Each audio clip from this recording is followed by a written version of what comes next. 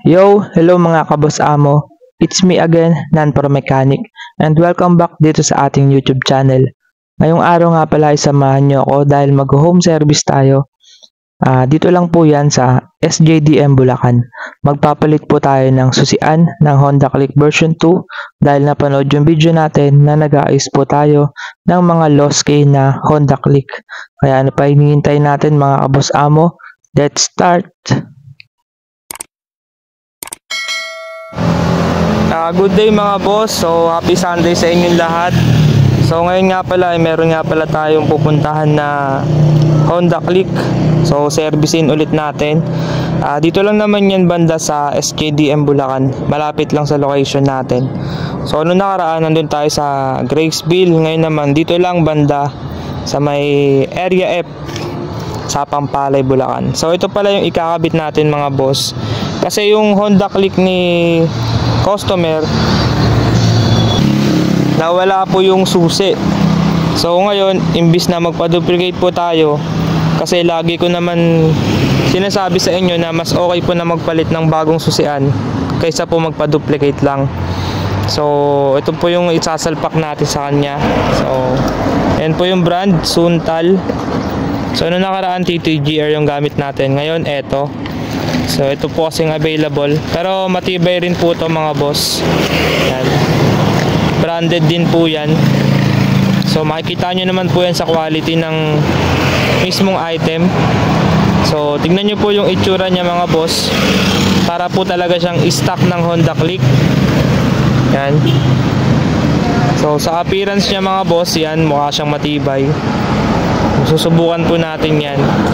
Tapos dalawa na po yung kanyang susian. Ayan mga boss. Para pag nawala yung isa, meron pa siyang duplicate. So ito yung susian natin mga boss, yung install natin mamaya dun sa Honda Click. So testingin muna natin siya. Yan. Naka-on yan. Ay, nakalock pala yan, nakalock. Ano? So, nakalock siya mga boss. So alisin natin sa pagka-lock. Yan. Tapos seat. Yan. Tapos on. Yan. Tapos smooth siya tanggalin mga boss. Meron kasing mga susian na mahirap tanggalin. Tapos lock. Yan, smooth din siya sa lock. Yan. All goods to mga boss, yung susian na to. So puntahan na natin yung customer para maikabit na natin to. Let's go. Ito na nga mga boss amo, pupuntahan na nga po natin yung ating customer. At ito po yung daanan nila mga boss. Yan, pababa dyan. Ito po tayo. Home service tayo every Sunday kapag may magpapagawa. Ito na nga po yung Honda Click ni customer natin. Color red. So same po siya ng motor natin na inaayos, yung Honda Click version 2. Yan, so babakbakin natin yung mga fairings na ito dito sa front kasi nakalock po yung kanyang Honda Click. Yan mga boss, kapag nakalock po siya, medyo may additional lang po tayo sa price natin kasi medyo mahirap po talaga mag-ayos or magpalit ng ignition key kapag nakalock siya. So medyo sanay lang din ako dito dahil ganito nga po yung una nating ginawa, yung una nating video, kaya medyo nasanay na ako dito.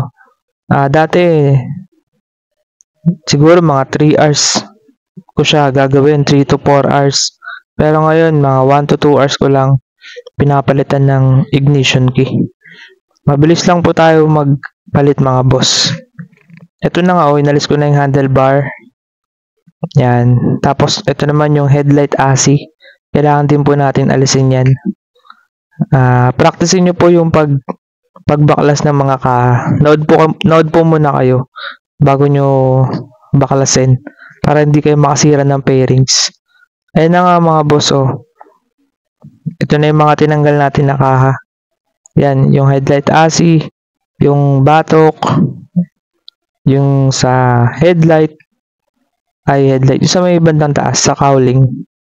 Then ito na nga po yung kanyang old na susian. Yan, ito po yung old na susian niya. Papalitan na natin yan. Ito na nga po yung old. Inalis ko na po agad.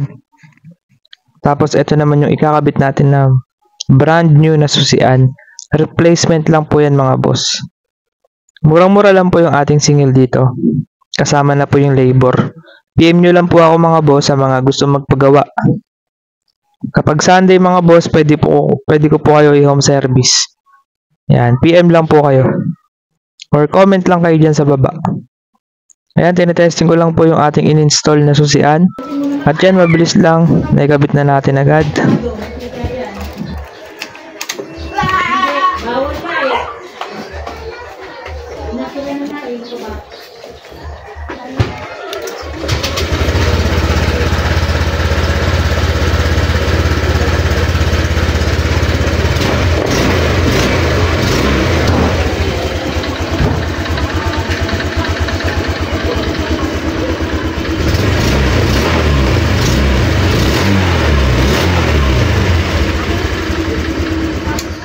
Okay naman mga boss yung ating pag-install dito sa may ignition key.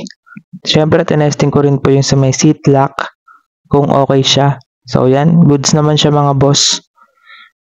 Gumagana naman ng maayos. At merienda muna pala tayo. Binigyan tayo ng foods. Yan o. Soft drinks. Pang pa-acid. Yan mga boss. Merienda muna tayo bago natin ikabit lahat ng mga pairings. Kasi goods na yung motor eh. Kakabit na lang yung mga pairings. Ayan, tapos na nga tayo magmerienda at ikabit na natin lahat ng mga pairings. Ito na oh, mabilis natin na ikabit lahat oh. Mabilisan lang yung ginawa natin na pagkabit kasi meron pa tayong pupuntahan mamaya. Sunday kasi ngayon mga boss, gagala tayo.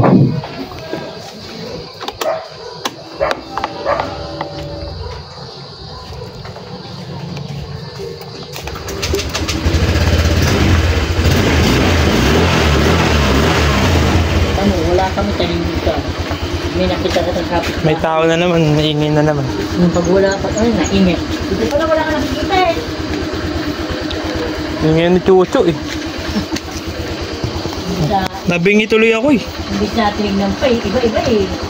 Talaga na. Eh, ano na lang ako ni madam. Chat ko lang ako ni ma'am. Oo. Pag may papagawa siya. Marami naman akong ginagawa sa motor. Nagkakabit ako ng mga sina, ilaw. Ilaw. Nahimik pa yung makina. Ano yung ginamit kong driver na nasira niya sa mga. Ito ba? Putin niya yung ginamit. Iwanan na niyan doon. Ayun. Naiwan yung motor. Naiwan yung susi. Pero si madam ang nakawala. Siya. Ba yun?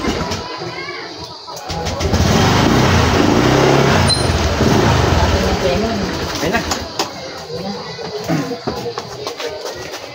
Yun na nga mga kabos amo. Tapos na nga po tayo sa ating ginagawa. Ayan, tumagal tayo ng mga 1 to 2 hours sa paggawa dito.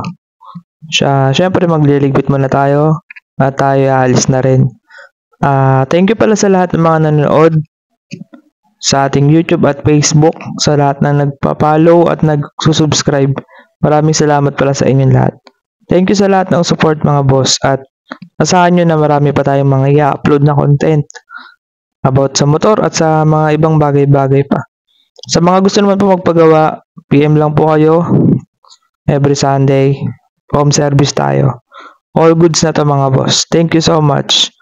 Thank you for watching. God bless.